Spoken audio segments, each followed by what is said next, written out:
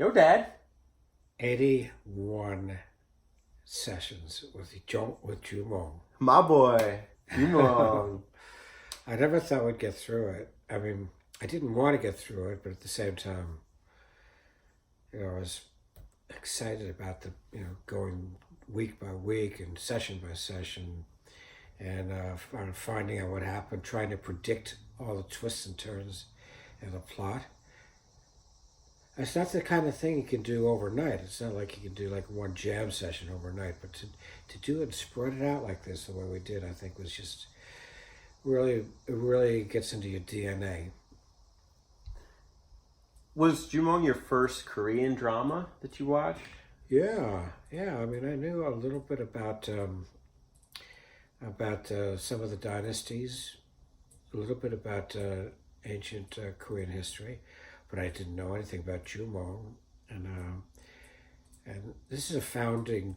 This is a founding. Had the founding of a people, which was something I didn't really understand before. So I learned something fundamental about the founding of the Korean people in the Korean Peninsula from this drama. Yeah, I think that's an important distinction. Is that like this is not just a drama; it's a historical drama, and it's never about just Jumong. As much as Jumong is a central character in the story, there's many central narratives going on, and that do unfold over time. When would you say you started to get like the gist of Jumong as a show?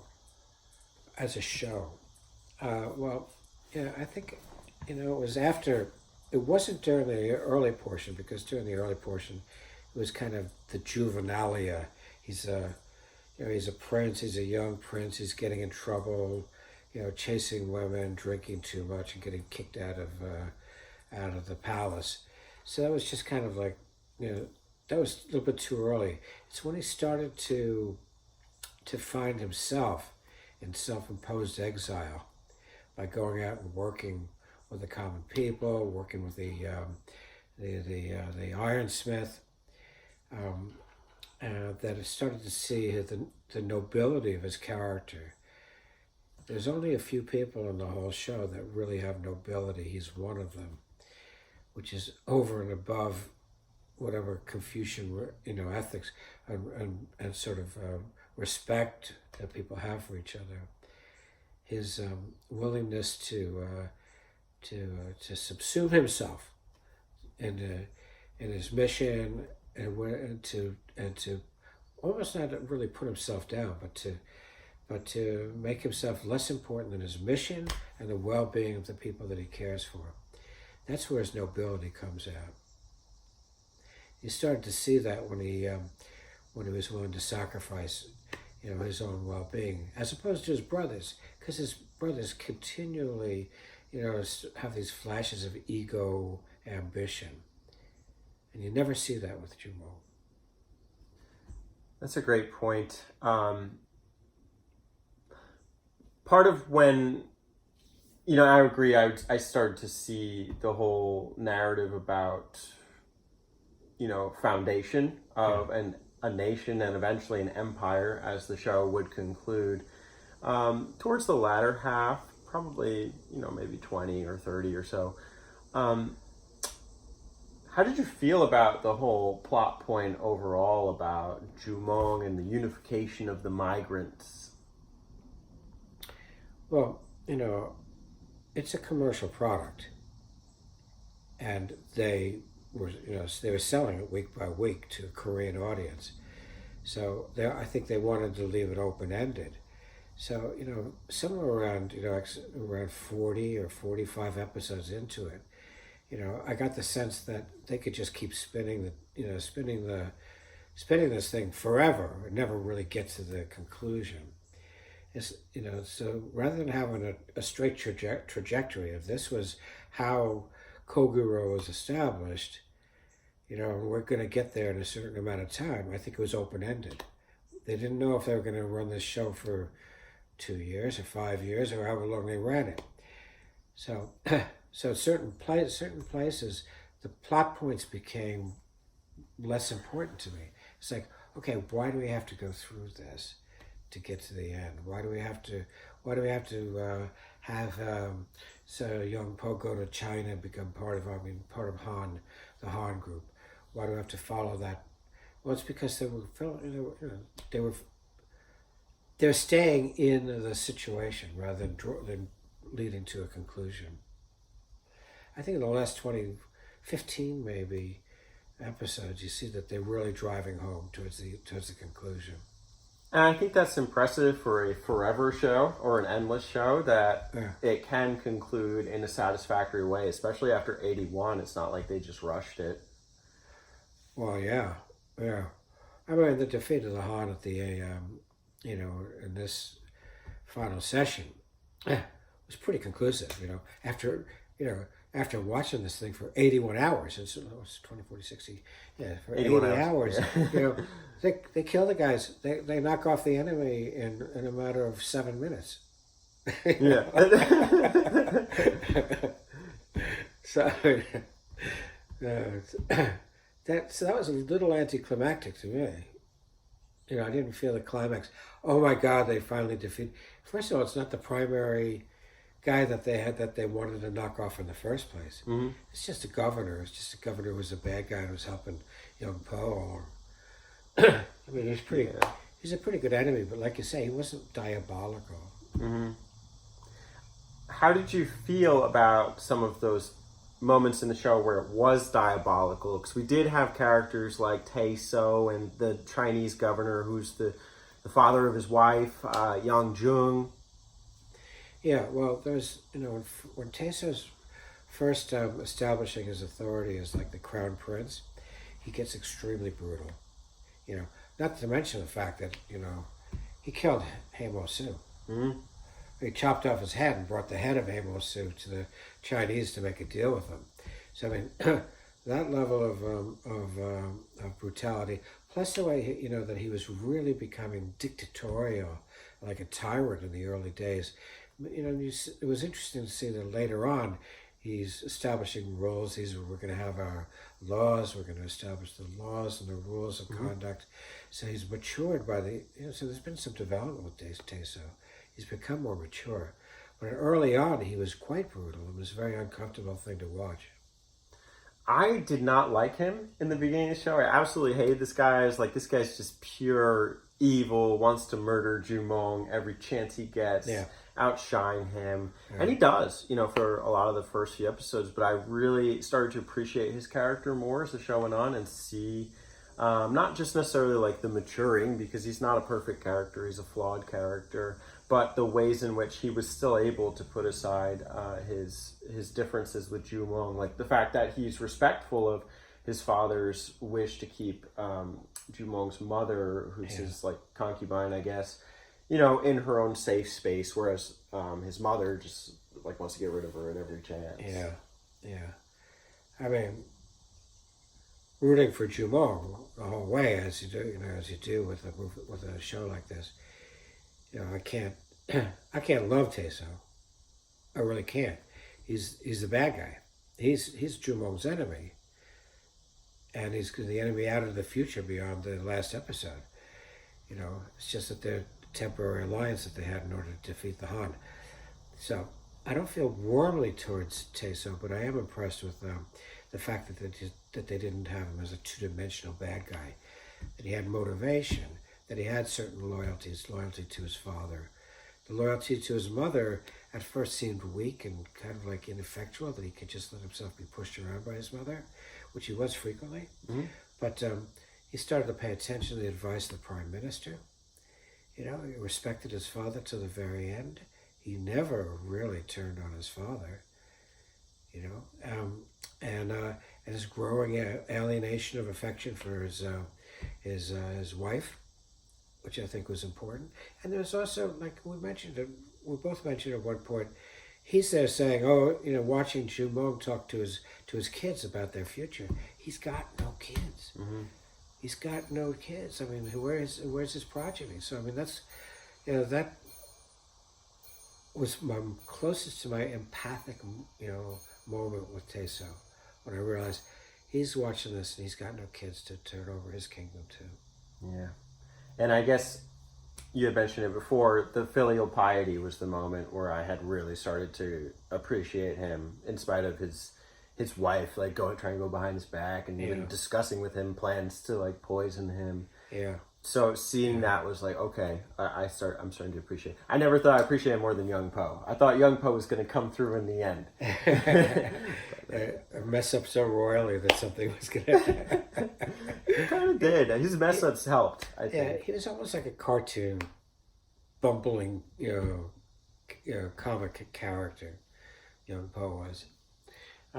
Speaking of cartoon, I feel like a lot of the characters are cartoons. How do you feel about like their expressions or the ways that they demonstrate their character?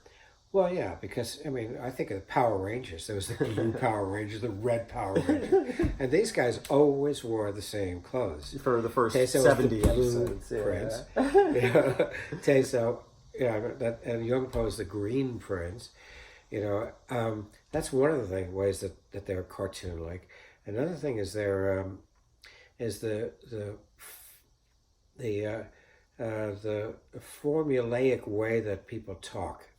Okay. How many times did you hear somebody go, "Yes, come in, sit down," Moya? What? Moya? Bulging eyes. Yeah. So the language, the sophistication of the language was like for a fifth grader. Mm. It really was. I could understand probably 60% of it. Mm.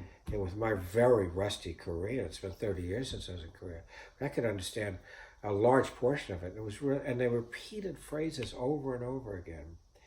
Peya, yeah, peya.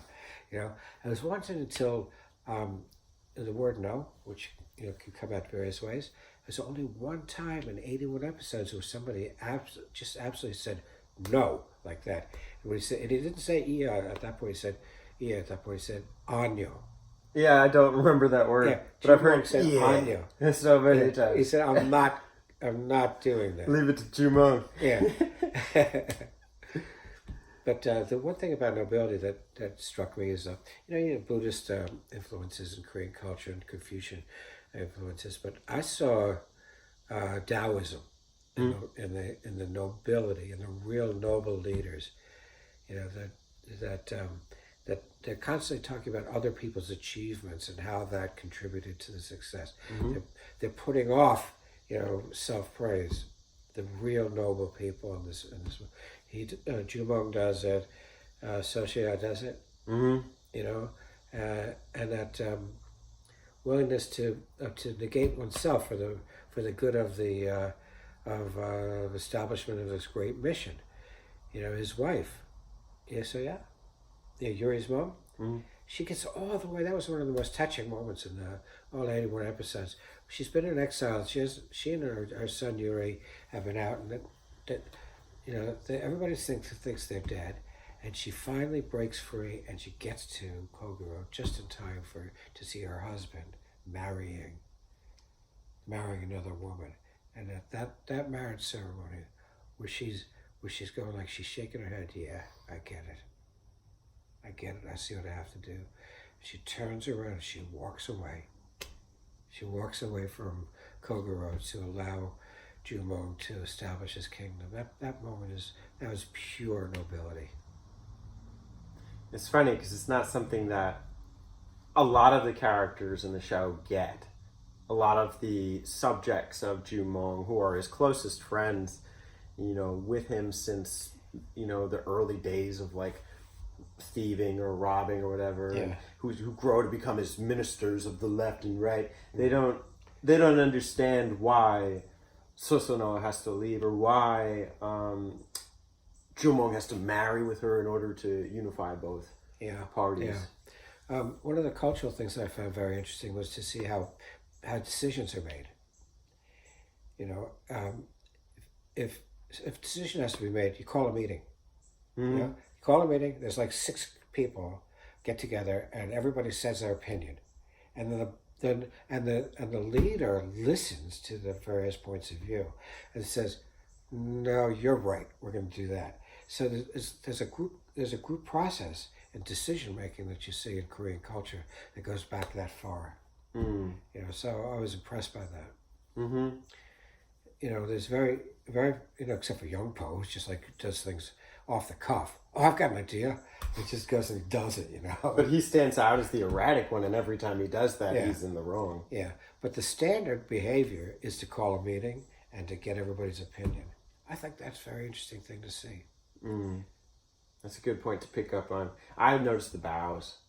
Yeah, That was a takeaway for me, is like who bows to whom and to what extent. I know in like maybe in Japan you're bowing down with your whole body, but then in this show, it's simple like head nods and you see who does it first. Oftentimes Taeso wouldn't bow back to Jumong, Yeah. despite Jumong going and doing so even after his father was killed. yeah. I don't know if that's the Taoist principle or not. No, that's all Confucian. That's relational because he's the older brother. So the younger brother, older brother relation in Confucian ethic, it's they have more authority. Mm. So you always defer. You're always deferring to the older person, even just by age. If two friends, one person's 35, the other person's 36, that person's going to defer to the 36 in some measure. Mm. What you wouldn't have picked up, but I did, was the honorifics and the actual use of words. Mm. Because it's very complex in Korean. The degree to which you say something respectfully, or more respectfully, or less respectfully, or with more sense of of honoring the person you're speaking to, has to do with the Confucian relationships between people, by age, by sex, by wife to husband, by father to son, and all of these different things. But even within that, there's times where it changes. So you see Jumong, and the longer he's with his buddies, and the higher their stature, the more there's like a familiarity between them. Turo na. It's not just come in. It's not come in low life. It's not come in equal. It's not come in honored friend. It's like, dude, come in. It's like that level of familiarity that you see achieved, in the language, the use of language over time. Mm. Yeah. Who's your favorite character besides Jumong? My favorite character, aside from Jumong, Haemosu. Mm. Yeah, he's a miracle guy. He's like he's like Dionysus or something. He's a god, and you see that you almost see godliness in Jumong, with the way that he uses bows and arrows, an uncanny, beyond paranormal ability with the thing, with the bow and arrow, and then in that final battle. You saw it again. That's the one time he pulls Episode 1 and episode 81. We're all in episode 81, and suddenly he leaps up like Crouching Tiger. He's just up in the air. Oh my It god. must have the hang time must have been 15 seconds up in the air. Those were only 2 episodes. Otherwise, the combat was fantastic. Yeah. It was it was actually, I don't know, worthy of being considered a battle. Yeah, I mean, I'll never be happy with Asian battle scenes because there's always one guy who's surrounded by 8, ninjas or something like that, right? And they're around the hero, and they come at him one at a time. And the others are kind of going like this, they're dancing around, like waiting for their turn to get beat up. I've never seen that as realistic. It seems like if you had 8 guys and there's one guy they're against, they wouldn't wait their turn. They would all come in on him at the same time. I've never been happy about that about Asian film. Yeah, although this was somewhat fair with the deaths, I feel. Yeah, you did see some heroes, some of the main characters die, which I thought was good. Yeah. Would you have gotten into this if I didn't start watching it with you? I wouldn't have any idea that this existed. No, this is a revelation to me. When I was in Korea, this is back in the 70s, when it was a third world country. It was before before Korea manufactured anything, before they made cars, before, you know, it was a rice growing agricultural land. You know, there was very little TV, there was very little roads, there was very little electricity even in people's houses, and there was outdoor plumbing, or if, there was thatch roofs on the houses. The idea that Korean history would be depicted in a popular, you know, in a popular format, which is, this is TV, is a product of what Korea has become. It's become a first world nation. This is post K-pop. This probably was produced at the same time that K-pop was coming out. You know, when Korea was starting to make an impact in the world with popular entertainment, you can see that they were producing really good quality things in Korea at that point in time when this was being produced. I remember going to a Korean movie theater, and you'd have to keep your feet up, you know, because there was rats running around on the floor. Mm-hmm. You have to keep your feet up the whole time. They wouldn't want to put them down. And the movies were terrible movies. They were like, you know, they were grainy, and there's a lot of witches. There's a lot of witches, and yeah, kind of like, you know, spooky folk tales and stuff. Not in that sense, yeah. They were the Mudong. Yeah, yeah. Oh, you know who else I liked? I liked the Sorceress. Which? Because there were two. The first one. The first one. Yeah, the first one. Yeah, I can't remember her name. I can't remember her name, but she was. She really seemed to have, you know, have a pipeline. Yeah. To mystic knowledge. Yeah. Which was a big contrast to the hack. The next one. You're the hack, right? You know, I did like the prime minister in a sense too. Like, I mean, he was clearly pure evil, but he was always so sinister and thinking. He had a crazy name too. Yeah, but he lost that name over time. At first, it was called like inevitable, unavoidable. Unavoidable. Yeah, same meaning. It was unavoidable. Yeah. Yeah. When we saw it the first time, we're like, what? But you know, over time, he got older and he got more. I think he got more less vicious. Early on, I think that he was much more manipulative, and he actually, I think, tried to get killed. Tried to get Hamosu. Well, he locked up Hamosu in the beginning with the sorceress. That's right. They locked up Hamosu together. Right, and then he might have been the reason, but he was also the reason that Kumwa was able to come back to power. Yeah. When his son had the kingdom on lockdown. Yeah. Kumwa was a difficult character to understand, you know, because I think he lost his vision at some point. You know, he had this vision of being an ally of Hamosu and Hamosu's mission.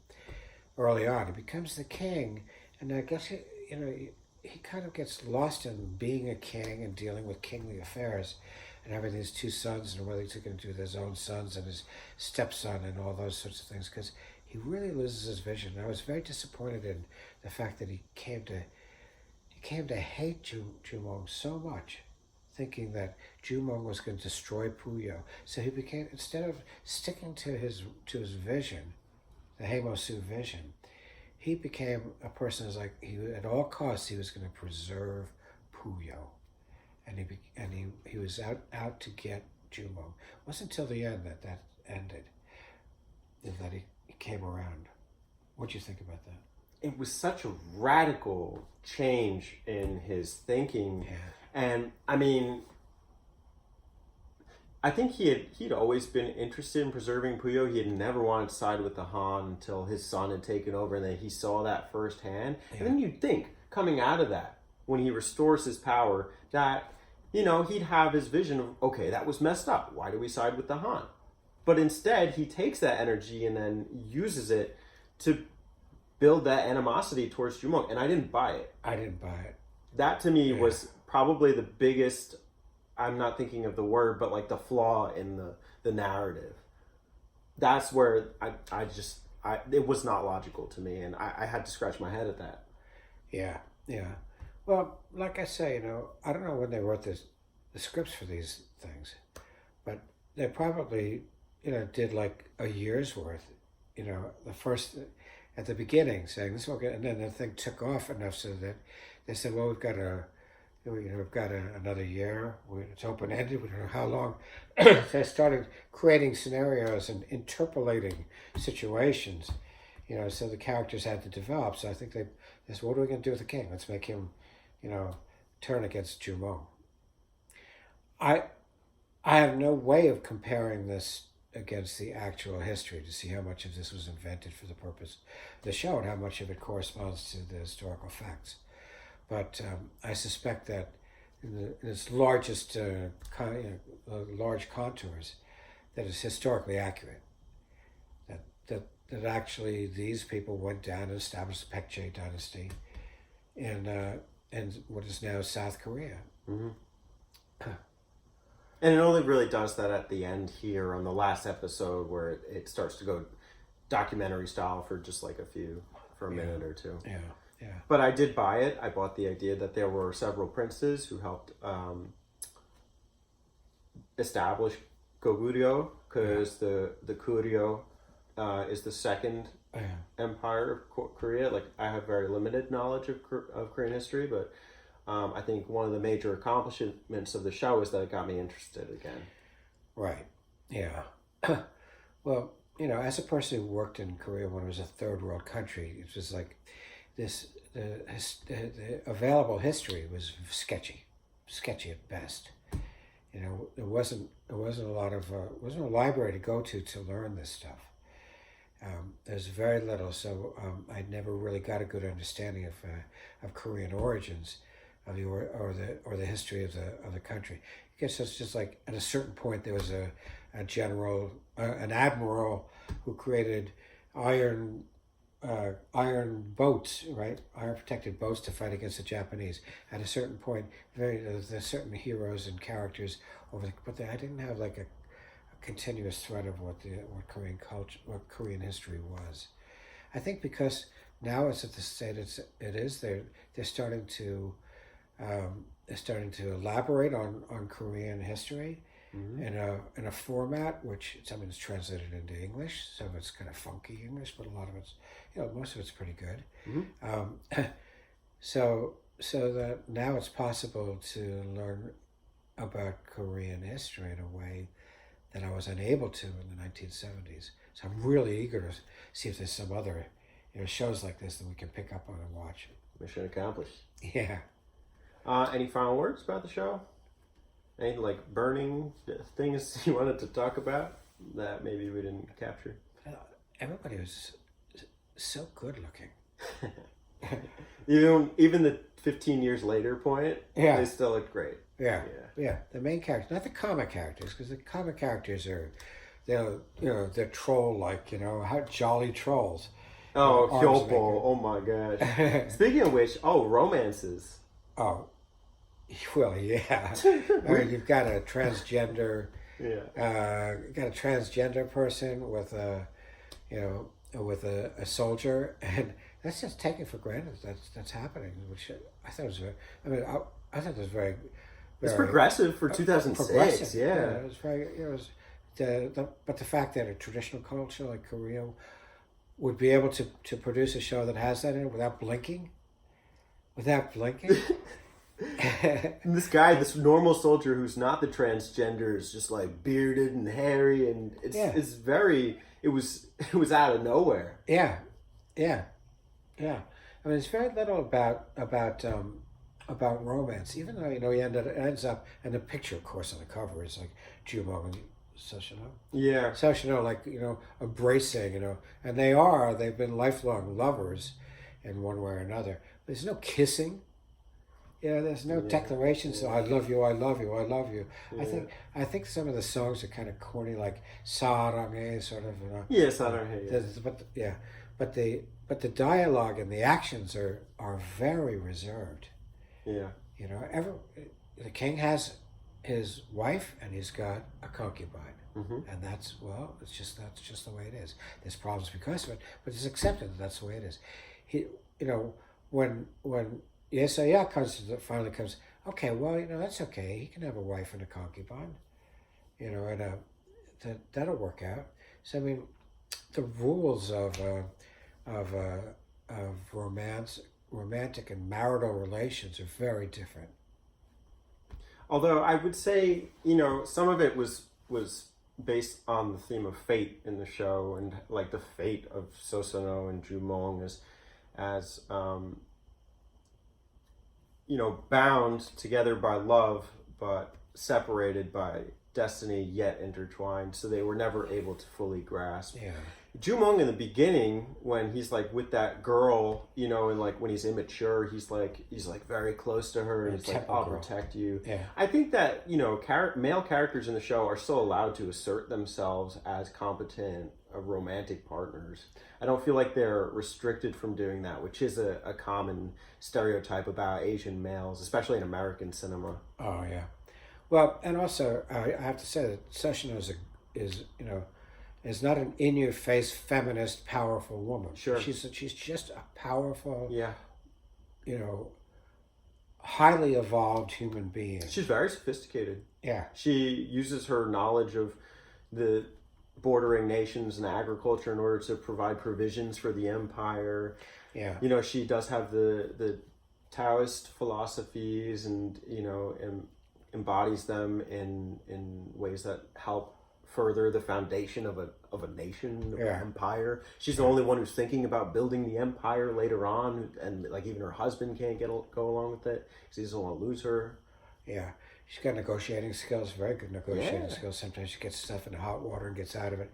Well, one thing that struck me about somewhere around the 40th episode, I started to say, like, okay, now I see what you need in order to build and to be successful in building a nation.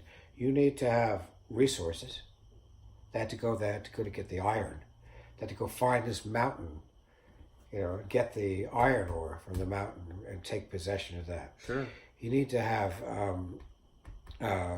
superior weaponry, steel weapons and steel armor and things like this, superior to the enemy. You have to have superior tactics. In battle. But the thing that Jumong said over and over again is like, it's not the weapons, it's the character. It's the character that we have. Why we're fighting, what we're fighting about, what we're fighting for. That's what's going to make us successful or not. And so all of those things, work together. That's why you can't imagine Daeso being successful in the long run, because he doesn't have the same nobility of character as Jumong. That's fair.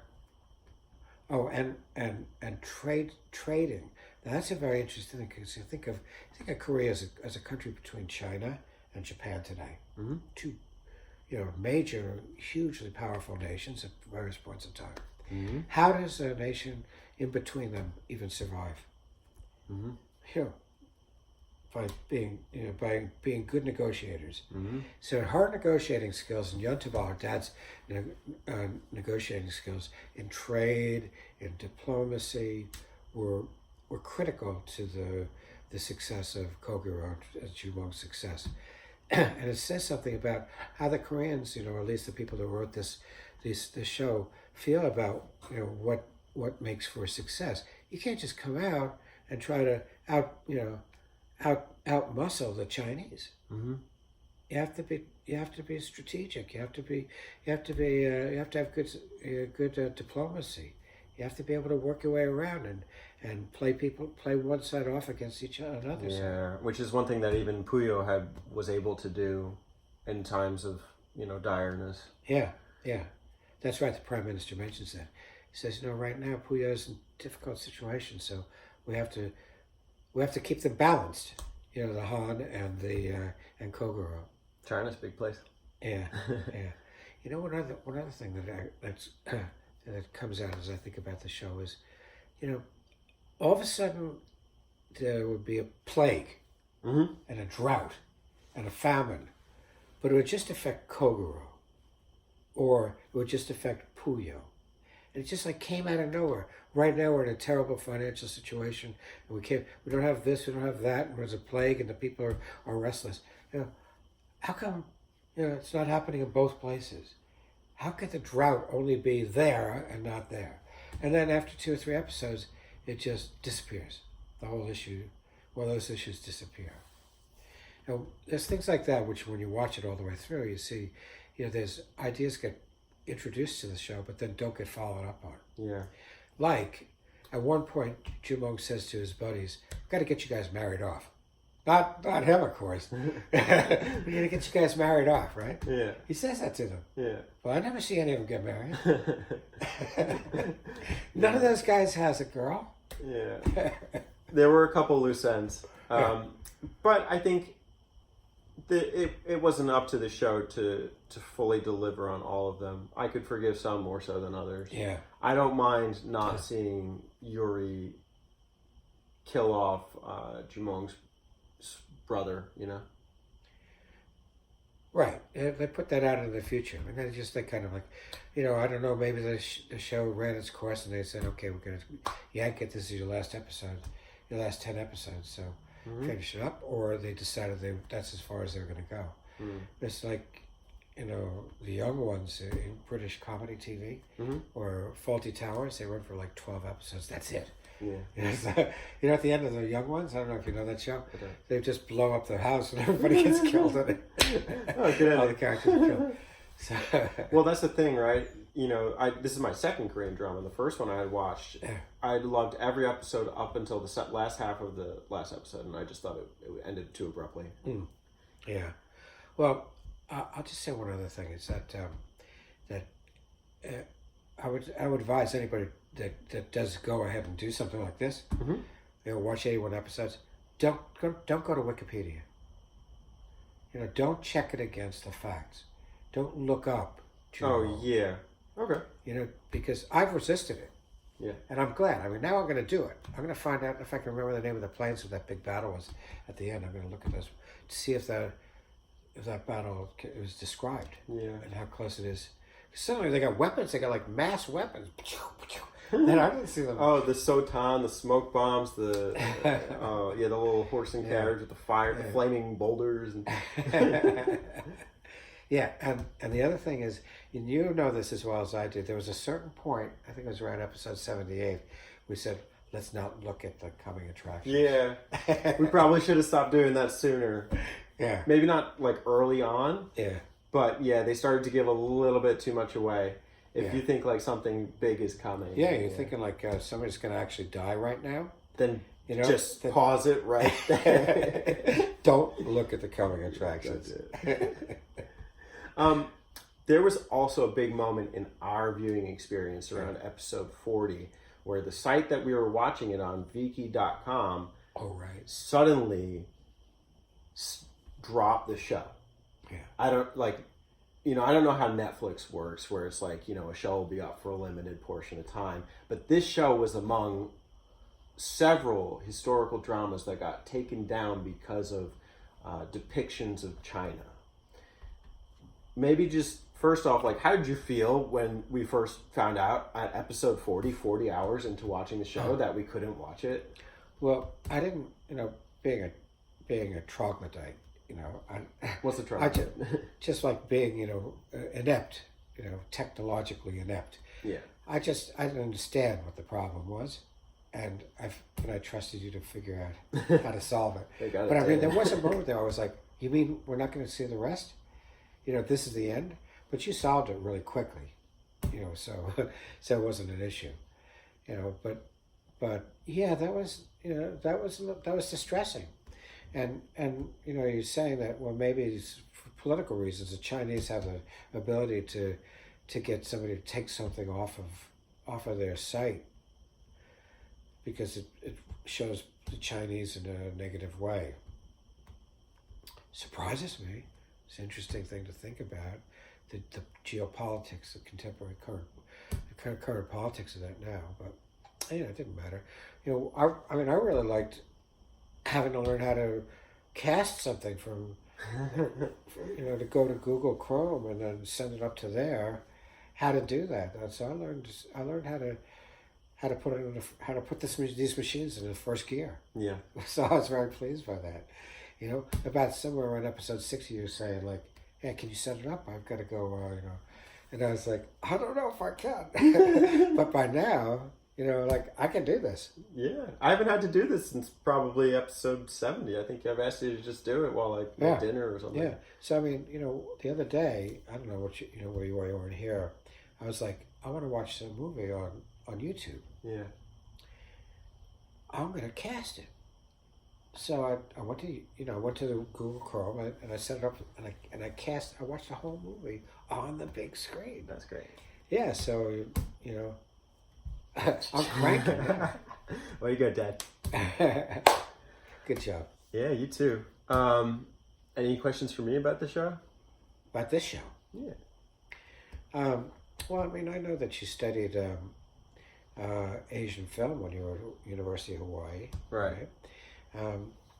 But I don't know which countries you saw film from. I'm sure Japan and China.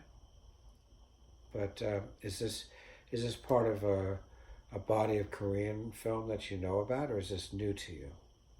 This is new. So when I went to Texas for Christmas with Chantal and stay with her family, they were watching a Chinese drama.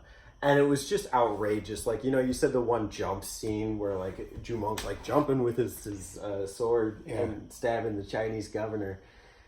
This show was just, it was basically Kung Fu Hustle, where all of the combat scenes were exaggerated. Yeah. And I was just like, this is ridiculous. But I do know that Korean dramas are a thing, and I had explored the territory before. But when I was in school, Korean dramas were not to the same popularity that they are now as Korean culture is with Korean pop, and even how it's integrating with American mainstream media.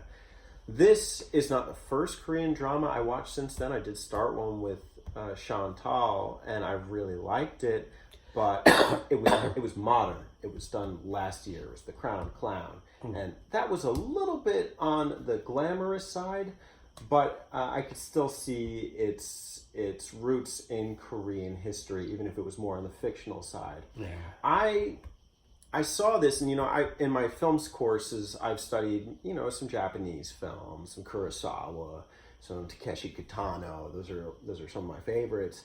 And then I've seen some Korean films. The only one I really remember is The Host, which is like a Godzilla knockoff.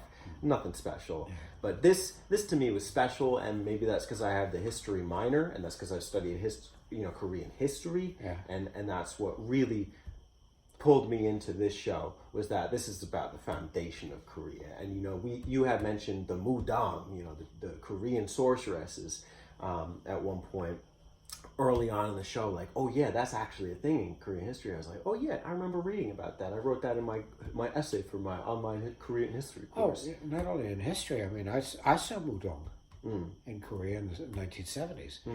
Yeah, there'd be a Mudong. It was like a shaman, yeah, right? Who they were practitioners. Mm-hmm.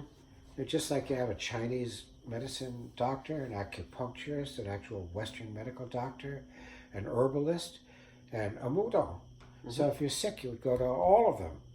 You'd get advice from, or diagnosis and treatment from all of them. You have a house,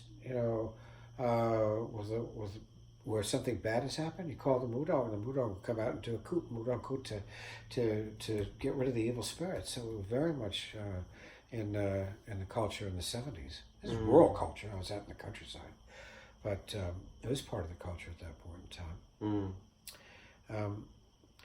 But I compare the production values to some of the films that, and we may have watched them 10, 12 years ago. I don't know when. Sure. Like Crouching Tiger, or Memoirs of a Geisha, or and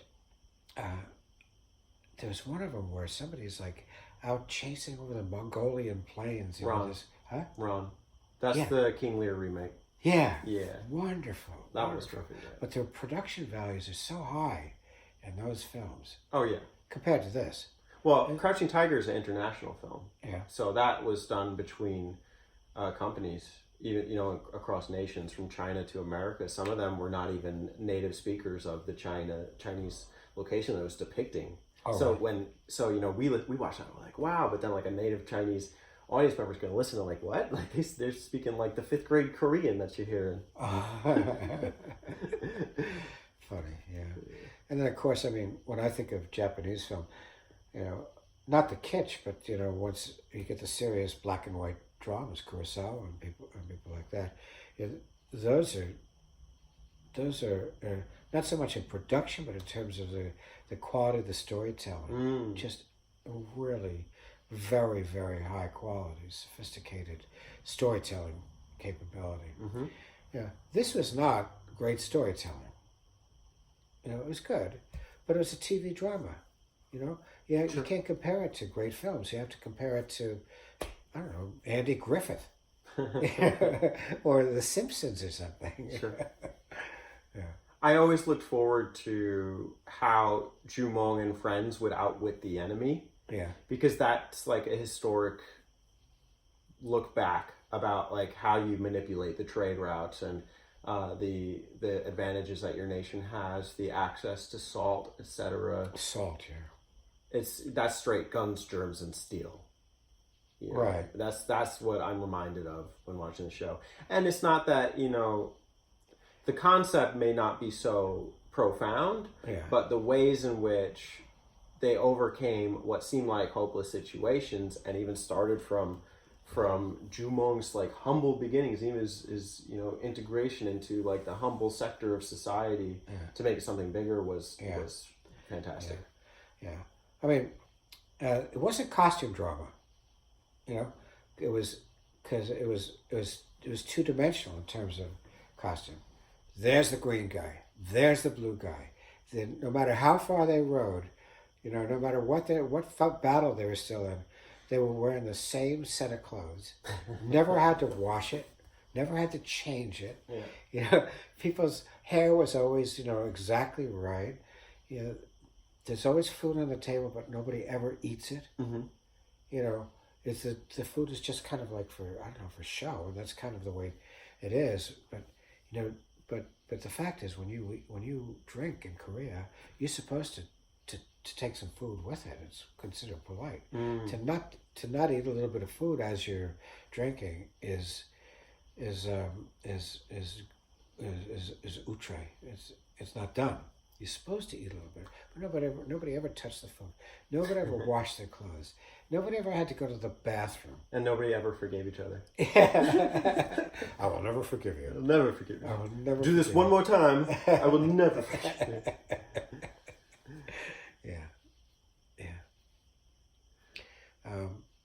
And I do think the direction at certain points is a little bit of film. You know, it's like, you know, there's 6 guys in there's 6 guys in this particular scene, and somebody says something, and then the main character has a reaction, and then the camera cuts to the next person, and you see that person's face, and they have a reaction, and they would just go from face to face to face, you know, to show people's reaction to the same thing. That drags a little bit, you know, in my view. Yeah, I could see that. The one thing I did appreciate, and you know, something that I've seen in some animes that I watch, is that there wasn't over-reliance on flashback, although it was present. It wasn't like every episode, and even, you know, every episode's an hour, so the fact that like there weren't 100 million flashbacks to the Heimosu incident, maybe that I can recount like 3 or 4 of them on my fingers is good. Yeah, I think I agree with you that it wasn't too much flashback. But it makes you wonder, you know, if somebody picked up the show in real time, you know, in an episode 50, say, oh, you should watch Jumong. You know, how are they going to catch up? They couldn't. You know, you can't go back and see those first 50 episodes. Although, how many people have watched the show with us since they've been over? Yeah. And been like, oh yeah, like that kid's gonna be the Geraldine's like that kid's gonna be the kid one day. Well, that's true. Yeah. But Jeff we were called probably saying, oh, this is so and so, this is so and so. So we're kind of bringing them up to speed. But I think that's what the show depends on, is that for the people who are really invested are going to be able to relay it. Yeah, I should think so. Yeah. Perhaps a flaw in terms of, you know, a soap opera and a running series, but as a 12, 13, 14, how old are it? 2006? 13-year-old show, I think it holds up. Well, if it's 13 years, it was on for 13 years? No, it was on for maybe a year, but this show ran in 2006. Oh, I see, yeah. 81 episodes. If it was weekly, it ran for a year and a half. Do you think it holds up? It holds up. 10 years later, 12 years later? Oh, definitely. Yeah. Yeah. Yeah, the characters, the situation are compelling. You know, it's exciting. It's a thrill. I don't think I'll go back and watch it again. Not 81 episodes. Yeah. But like I say, you could binge watch something that's 15 episodes. You know, what's that? Freaks and Geeks. One night I decided I wanted to watch Freaks and Geeks. I stayed up and I watched all of the Freaks and Geeks. By morning, I had seen them all. You couldn't do that with this. So it's much better to do exactly what we did. You know, a day or two passes, the anticipation builds. You know, gradually you absorb it. It becomes part of your life. Mm-hmm. You know, if I watched it for a year and a half, I don't think it would have the same amount of impact as seeing in this condensed fashion like we did. I think we probably watched it for half a year. No, maybe so. Maybe so. But you know, it becomes part of your fabric when you do it in this way. So it was a great experience for that. You know, I know these characters, and I'll never forget these characters. You know, even the amount of time I have left in my life. But you know, I think if you do it like this, these characters stay with you your whole life. If you like it. If you don't, then you stop watching anyway. You know, but it's the closest thing to reading a novel, a long novel, to watch 81 episodes over 4 months. You know, that becomes part of your life. You know, it's like Huckleberry Finn or you know, Dean Moriarty, you know, On the Road or something like that. It becomes characters that you are now, you know, friends with. It's beautiful. Yeah.